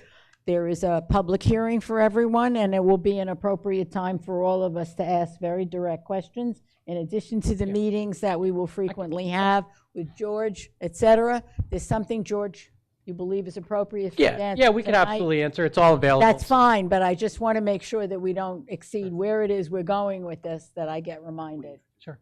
George, if you want to just come up and explain where rollback taxes, how it rolls into the AFS and ultimately the budget, and connection fees as well, if you want to use that one over there. Annual financial statement, I apologize. It's all on our website. Under departments and organizations, you can see every AFS and budget for the township. Rollback taxes is really just part of our tax bill. Microphone, George. You got to turn it on. Can't hear you. I think it's gonna work anyway. Yep, I'll do it. Apparently it goes off too quickly, so it needs some batteries, but see if we can. Apparently, no, all of us need a course in microphone. See if that. That's work. Okay. May not last. All right. Roll. Thank you. It's part of our overall tax levy. In October, we sent out added assessment bills. That's kind of like with that. So it all gets part of our overall tax levy. Although not anticipated, it becomes part of the general tax revenue that the town collects. So it's kind of like over and above. And you can see it in the AFS. Yeah, right. Yeah, rollback taxes are not something you get all the time, especially, a lot of them. And as far as I think you're talking about connection fees, the water sewer connection fees, the tie-in. I assume that's what you mean. That's just part of the overall water sewer revenues, with all the user fees and everything else. It's not really broken out separately, but it becomes part of our overall water sewer general revenues that we collect. Okay, thank you. You are good. The last thing I just wanted to say is I wanted to wish happy Mother's Day, grandmothers, great-grandmothers, you. and mothers-to-be. Mother's Have Day. a happy Mother's Day, and it should be Mother's Day every day. It always is. Ask any child growing up, they're really convinced that their mother is always having Mother's Day in charge of them. Thank you very much for that information.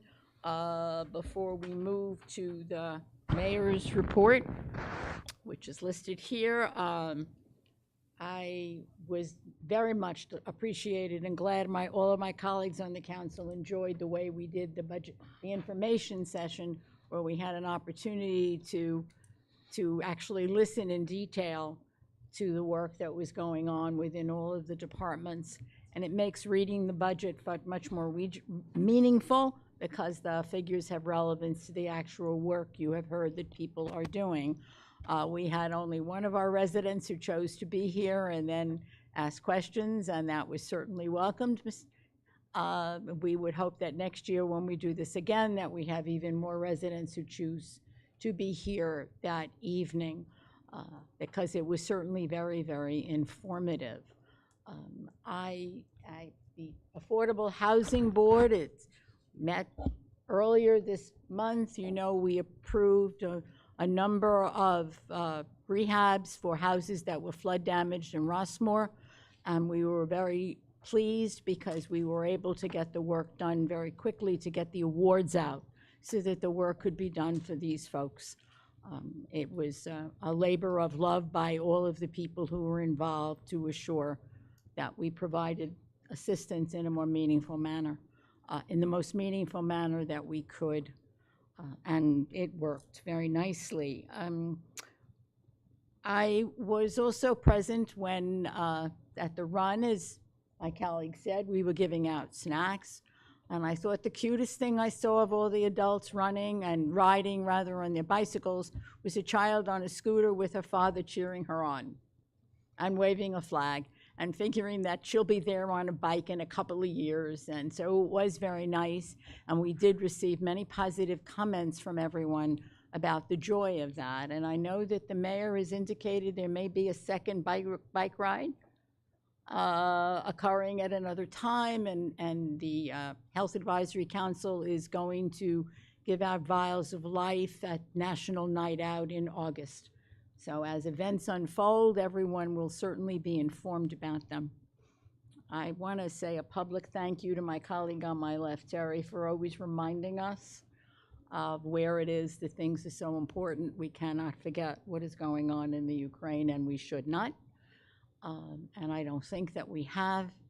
So, but on that note, I am going to ask the mayor if he wishes to add to the earlier report that he gave. Thank you, Council President. Just to give me a few more minutes, I know I was perhaps a little long-winded earlier in my address regarding the budget, but if you would just allow me just a couple acknowledgments. Absolutely. Nothing truly to hardcore to report on. It's School Teachers Week, so I just want to say recognize all those wonderful school teachers that we have. Not only here in our town, but those who perhaps might be relatives. It's also Municipal Clerks Week, so thank you, Christine and Tanya, for all that you do. And pass along our well wishes to everybody in the Clerks Department. Again, perhaps maybe an overlooked department, but accolades should be nonetheless. Last Saturday night, I was able to attend the Knights of Columbus 50th anniversary in Monroe Township to celebrate a great event for them and all that they do for the community. So shout out to my friends there. As the holiday of Ramadan comes to a close, I would like to certainly thank all the residents in celebrating Eid Mubarak on that one. Glad we are applying for the EV charging stations and electric vehicle grants. I bought an electric mower, so that's my first foray into going green. It does a nice cut, and don't know if I'm ready to pull the trigger on a car yet, but obviously that's the way we're going. So pleased with the Costco drive bids. This project will be funded 90%. With state dollars, which is always a good thing, which I had mentioned earlier. Reminder, Monroe Township High School Armed Forces Appreciation Day is Thursday, May 26th, and all veterans invited to attend 9 a.m. at the high school. Please take a look at our website and Facebook page, get the word out to any veteran in regards to if they want to participate, love to have them there. The American Legion and the Township will have our annual Memorial Day service on Monday, May 30th. Details to follow. And yes, the mayor's kickoff event of the bike ride was great. I was so pleased with the turnout. It was more than I had thought it was going to be. The bike ride was great. We did about 4 total miles. And we certainly, I started doing a little pickleball warm-up as well. We might throw a little pickleball, a little volleyball, a little cornhole, and probably another bike ride in the southern part of the town. But it's just trying to get Monroe fit physically. That's important to me, and it's a pledge that I've made. For those Star Wars nerds, may the 4th be with you coming up. Yes. And obviously, I'll finish off with the best holiday, right? Happy Mother's Day to all of those who enjoy. Thank you kindly for allowing me just to acknowledge a couple items here. It is always a pleasure, sir, and you know it is so. And at this moment, I would like a motion to open the public comment I'll make a session. motion. Thank you. A second on that. Second. Thank you. All in favor? Aye. Anyone opposed? Good. Please remember, it is 5 minutes per speaker. You state your name and your address for the record, sir. Pete Tefano, 10 Catherine Street. I'd like to make a suggestion. I heard Councilwoman Schneider mention a shuttle bus. I think that's a great idea. It's very needed in town with our senior population. I'd like to know if we can share services with the high school on that bus, because we have a large special needs community that participates in special sports on Mondays. And a lot of those children have to get home. A lot of their parents have difficulty leaving work early to pick them up from special sports. And it would be nice if that shuttle bus maybe can take the kids home after that event. That would be a good thing to do. I'd like to know if the township could look into that. Mr. Weinberg is making notes as you speak. Yep.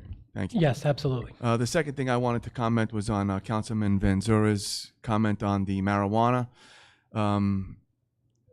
Being impaired with marijuana is a very difficult thing to prove, for an officer to prove while he pulls you over during a stop. Being a lawyer, I think you know that. It's a very difficult thing. There's no test. So, of course, it's going to go underreported. I'm not saying that the reports that you got weren't accurate, but it's largely unreported because it's very difficult to prove. Unrelated to these things that you mentioned, it's been a year since I came in here and complained about my property being flooded. The tenant behind me, the person who owns the house behind me put in about 4 foot of clay, sloped it towards my backyard, and for a year I've been getting flooded.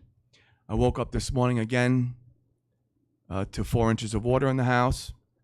The backyard, same thing. Councilman Schneider can attest to how difficult that is to live with. I have 5 children in the house, and this is a huge inconvenience to me in my life. I'm part of that 99% of people in this town that pays their taxes, and I'm not getting any help from the township. This has been going on a year, and I ask all of you, if this was going on in your home for 1 year, this is almost a dozen times my house has been flooded now, how would you guys react? This is going on a year. And in 1 month, it'll be a year. I've redone rooms in my house 3 or 4 times, and every time it rains, including last night, my house is flooding. So I'd like somebody to please get back to me and get this resolved, because the person behind me has broken the law, and it's affecting my life, and it needs to be addressed by the township. Thank you. Thank you.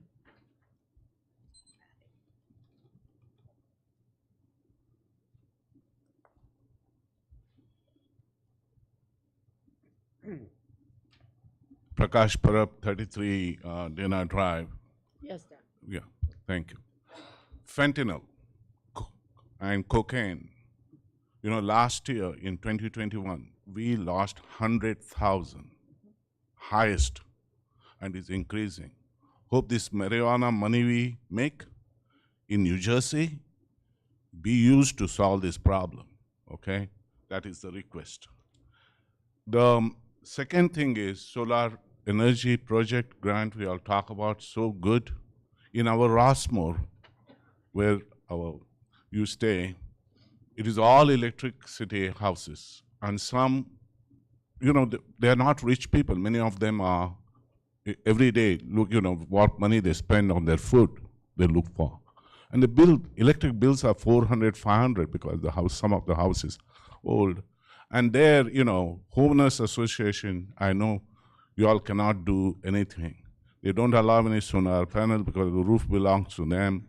So I hope this type of help which is coming on will help a lot for the community there, okay? Council cannot do anything because it's all homeowner association.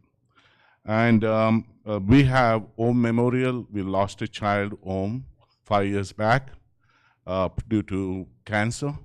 In his memory, we have Om Memorial Run, and many of you are coming. Thank you. And as mayor always promotes and promoting walk will be there. So I invite many of residents to come. All the contributions will go towards research we give to the Rutgers for cancer, pediatric cancer research and awareness. And another one thing happened, I signed up. I have 2-layer house, heating and cooling system. And suddenly, my house is 20 years old.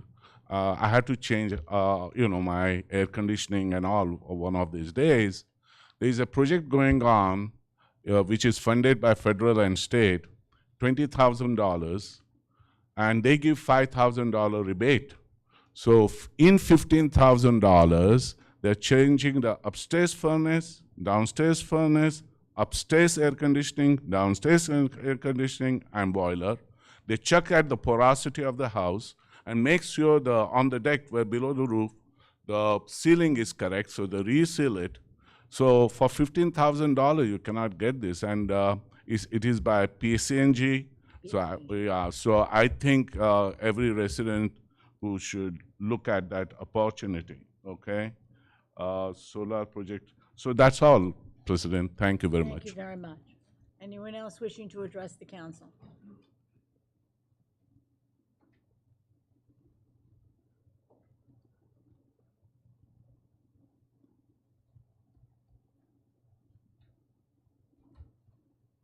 George Gunkelman, 5 Kelly Court. Yes. In the consent resolutions, the 2 items that are related to charging stations or charging stations and or electrical vehicles. At this point, do we have any intended plan use?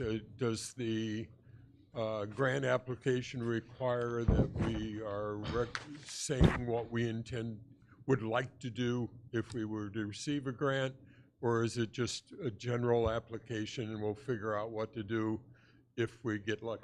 I'm going to defer to the people who know that. We have 2 at the library now, do we not? I think 1 at the library. One at the library? Right.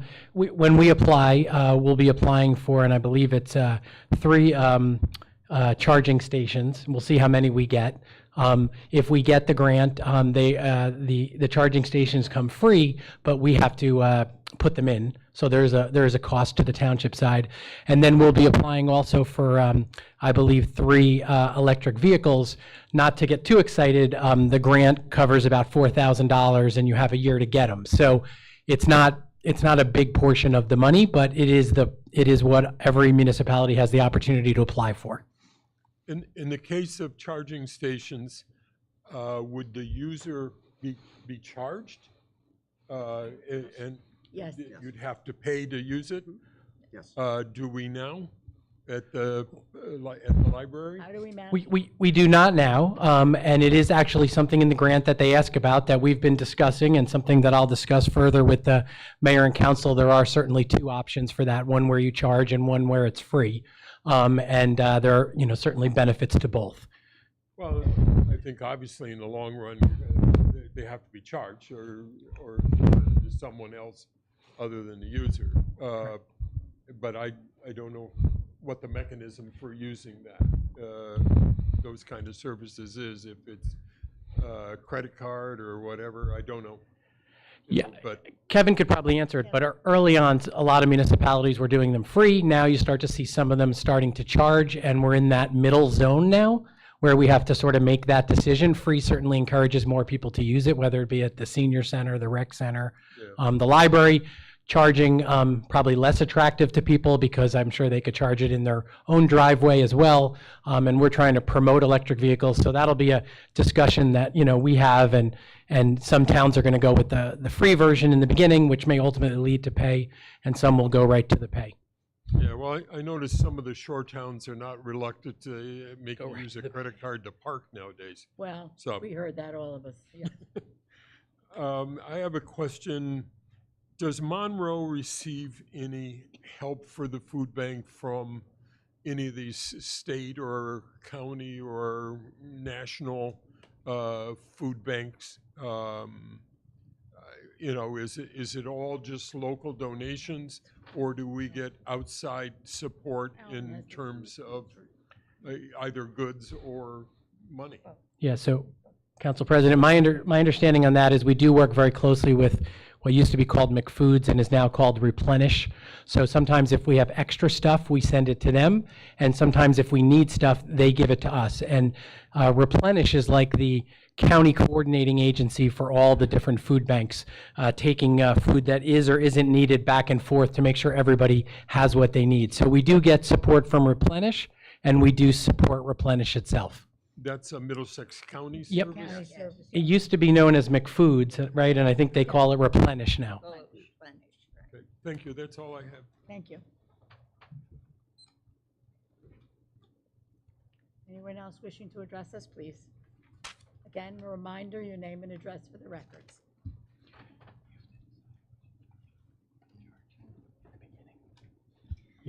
My name is Elizabeth Fagan, 21 Woodcrest Circle, Monroe Township. So I got a couple points that I wanted to point out or say due to all your things. Since I only have 5 minutes, though, I'm just going to just say them. Oh, good. That's fine. Well, then I have a question at the Sure. end. So water and sewer cost, I understand it is lower, but I do want to remind everyone that there are several residents that have septic systems. And we are happy with them, but I'm just saying when you divide the amount of residents opposed to the amount of sewer that is collected, a lot of our residents do have septic and we're not tapped into the sewer. So I'm just saying that might be, a false number. We have a lot of public buildings, and we were talking about some today, senior center and the library. But the senior center has a reputation. I personally don't know for sure, but they have a reputation of being hard to get hall space in. And they're also I didn't understand your word. hall, like rental hall. Like if Oh, you to wanted to use use for- the hall, yes. And I have a question of why, which I'm saying it, but you don't have to answer, but why do we have so many halls? I mean, these firehouses we're building are like huge. I mean, it's not a garage anymore. I don't even know. It's just overabundant. And I mean, if we're charging so much for this hall space, where is it a public building then, Like, I understand it's open to the public to use, but if the public is paying for it, or you can't get in, like when you run scouts, you need to find a place to have a meeting. Not everywhere is open and accommodating. And these are public buildings that are not open and accommodating. So I'm just saying, why do we continue to build these huge firehouses and huge halls on firehouses when they're not really seem to be utilized? But you don't have to answer today. No. It's just something to think Okay. about. Oh, okay. Well, Okay. Sorry, I didn't mean. No, to it's cut you fine. off. Solar, my daughter's college had the solar raised parking lots. They were very nice. And I personally like them much better than the fields because then when I look at a field of solar panels, I think of what wildlife could be there. Like the coyote that's living behind my house. Maybe Oh, he well, make could it live move there. to the solar. Okay, so So this information meeting, I am so sorry I missed it. I would have loved to have came. I wanted to ask about, we used to have meetings with, it may be too big now, but have we considered going back to meetings with all of the town entities on a regular basis? Like we used to have all of the senior, like a representative, somebody from the library, the mayor, a council member, and it was televised, you know, on the thing. And we would go through and say, oh, you know, we're having this play this month, or, you know, we're doing this. And that way it brings for a closer community and just something maybe to think about, you know. And also, the calendar of events on the Monroe website. I see that we're working here with schools. We even bought gift cards for schools.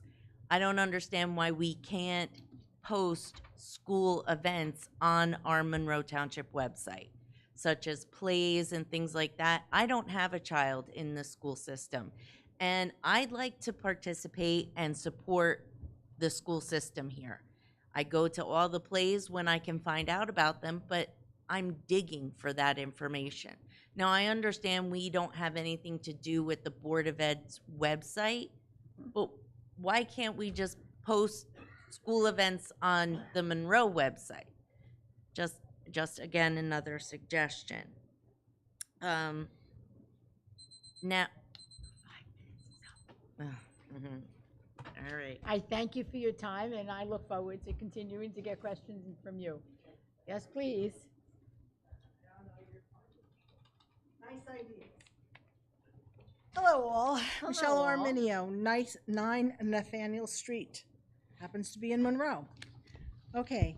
On the resolution R5 to 2022-151, the Costco Drive Improvement Project. I think that's $569,999.96. Did I hear someone say that part of that money is going to be coming from the state? 90%. Was that one? 90%, yes, ma'am. Okay, so that is, and that's the public road that project is on, right? Yes.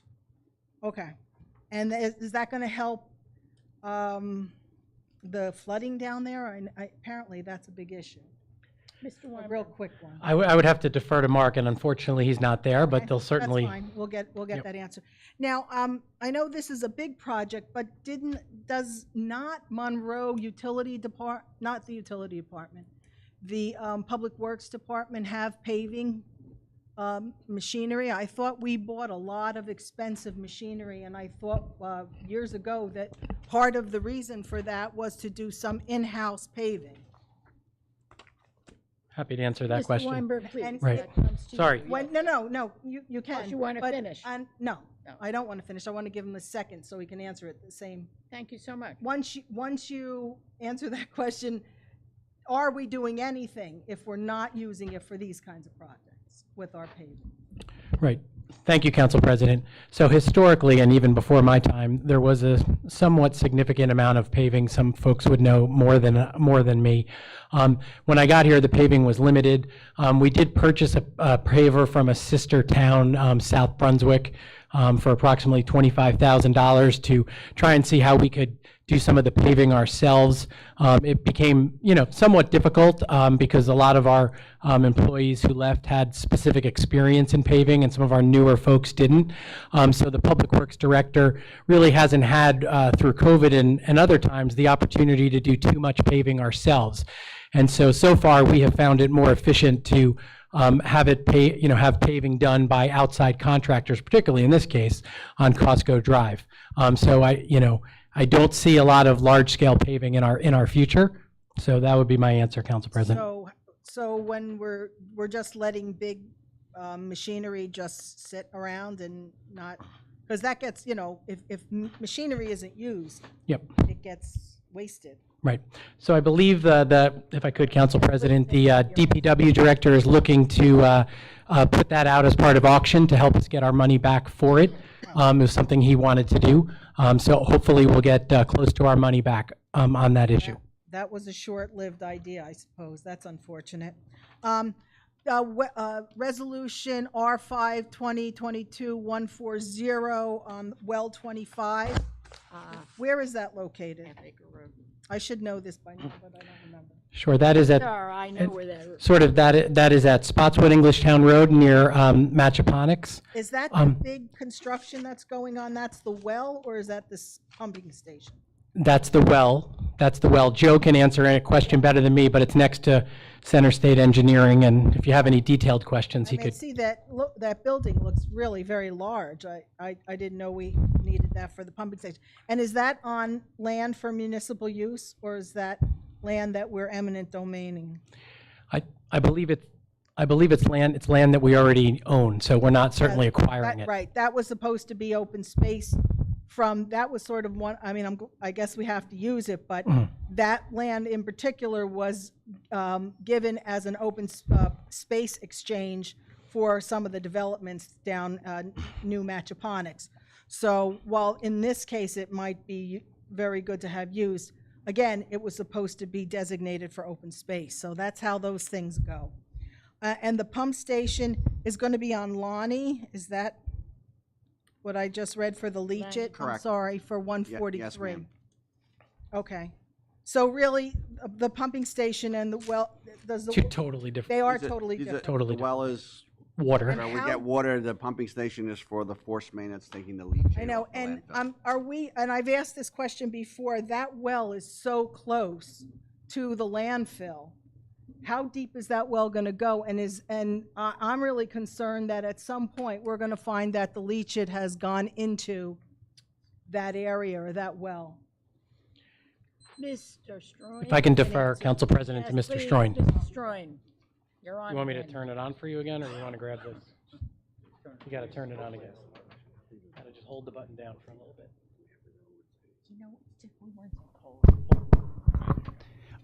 That's, again, an excellent question, Michelle. The well itself is actually in the middle aquifer of the Raritan Mahagathy aquifer system. It's probably about 560 feet deep. And in addition to that, the leachate, and again, this is directly from the operators of the landfill, is protected by a clay wall all the way around that. That's what they tell us, so there should be no migration of the leachate off-site. Again, that remains to be seen as we further do our study of the landfill. Okay, thank you for your time. You're welcome. Anyone else wishing to address the council? Sir. Your name and address for our records, please. Good evening, ladies and gentlemen. Peter Simon, 159C Pelham Lane in Rossmore. Last year, I came up in front of the council and addressed the issue of speed limit. Is your mic on? Can you speak up? Yes. Please, a little Last year, I came up and addressed the issue of speeding trucks where I live on Applegarth Road. It's constant, nonstop. I'd like to recommend that speed limit be reduced from its current 35 and 45 miles per hour on some of these roads as a means of discouraging them from taking a shortcut and traveling through the roads. There is practically zero engine braking ordinance enforcement. I must hear engine brakes go off at least 3-4 times a day. It rattles my windows. I'd be on a conference call and I'd have to mute myself. About 2 weeks ago, a tractor trailer took out a traffic light on Applegarth Road. I'm sure you're all painfully aware of that. We were out for about a week. All traffic was doing U-turns either at the entrance of Rossmore, the East Gate, or down through the shopping complex where the Wawa is located. And there was no proper detours. There was no law enforcement present to direct traffic whatsoever for the entire week. Also, last year, I mentioned at the last council, well, last summer, there was an overturned tractor trailer at the on-ramp for exit 8. And again, there was no law enforcement coordination to reroute traffic. All the cars, including trucks, were making U-turns and sometimes illegal U-turns at the entrance of Rossmore Drive and Forsgate Drive, and some were going down to Applegarth Road. Tractor trailers making U-turns in the middle of the road because there was the ramp was closed for several hours. A few years ago, there was a fatality at the corner of Applegarth Road and Forsgate Drive. This is what brings me back to lower the speed limit, get trucks off the road if we can. There's no, like I said, there's no enforcement of the engine braking. We have no way of determining if the trucks are carrying hazardous materials in coming through town. Exit 8 is, I see a heavy amount of traffic coming on that. I'm sorry, exit 8A. 8A. Exit 8 is much more suitable for truck traffic. It's better, it's wider, more lanes. The truck traffic coming for the Wayfair and the Amazon warehouse down in, I think it's either East Windsor or Cranberry Township. They're getting off at 8 and they're taking the detour through Applegarth Road rather than properly going down Route 130. What can be done to step up enforcement? I occasionally see police cars on Applegarth Road. Like I said, I live 50 feet from Applegarth Road, so the engine braking is a major problem. What can we do to step up enforcement and solve this problem? Mr. Weinberg, you want to comment on what we have been doing and the mayor's initiative regarding the Sure, regional study, sure. please? And what we hope to have happen. Well, I can certainly mention to the chief of police continued enforcement, particularly around the engine braking. That is something, law that we have on the books now. Long-term, as you probably know, we are committed to trying to reduce the number of trucks that are headed to Cranberry through Monroe. That's not the intended direction for them to go. And we are thankful that the county is moving forward on a southern Middlesex County study that we are hopeful will lead to those truck restrictions, so trucks aren't coming through the town like they did on the day when the truck was coming south on Applegarth, making a right turn towards Cranberry and ripped out the traffic light. That is exactly what we're trying to avoid in particular. There's clearly some trucks that are going to go to southern Middlesex Road and inside our own town, and that larger development there that are going to continue, but there are much more efficient ways for trucks to go that are heading to Cranberry, and we want to do that. So we will work on the enforcement